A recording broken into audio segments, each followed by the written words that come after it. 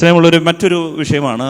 ചില കരുതി ഒരു ചേട്ടൻ പറഞ്ഞാണ്, അച്ഛാ ഞാൻ അദ്ദേഹത്തോട് പറഞ്ഞു, പള്ളിയിൽ എന്താ വരാത്ത, പള്ളി വരണം കേട്ടോ. ഇപ്പോഴെല്ലാം കോവിഡിന് മുമ്പാണ്, പള്ളിയിലൊക്കെ വരണം കേട്ടോ. അപ്പോൾ അദ്ദേഹം പറഞ്ഞു, അച്ഛൻ്റെ പള്ളി വരുന്ന പലരേക്കാളും മെച്ചമാണ് അച്ഛനറിയാമോ, എല്ലാ മാസവും ഞാൻ 70 ബിരിയാണി അനാഥാലയത്തിൽ കൊടുക്കണുണ്ട്. ഞാൻ എത്ര പേർക്കാണ് അച്ഛൻ സഹായിക്കുന്നത് അറിയാം. അച്ഛൻ അറിയാത്തതുകൊണ്ടാണ് കാര്യം.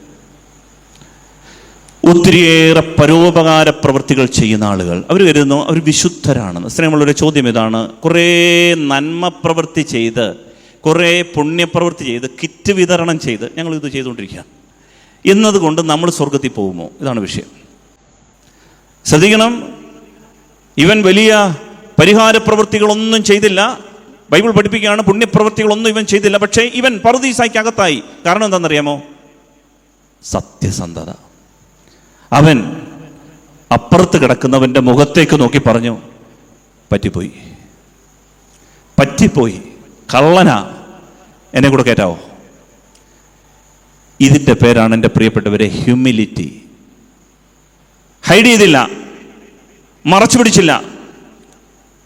പാപം ചെയ്തത് മുഖത്ത് നോക്കി പറഞ്ഞു പാപം ചെയ്തു. വ്യഭിചാരം ചെയ്തിട്ട് അതിനെ മറച്ചു പിടിച്ച് കൊണ്ടു നടന്നാൽ പ്രിയപ്പെട്ടവരെ ഒരു കാലത്തും നമുക്ക് അതിൽ നിന്ന് മോചനം കിട്ടില്ല, ഡെലിവറൻസ് കിട്ടില്ല.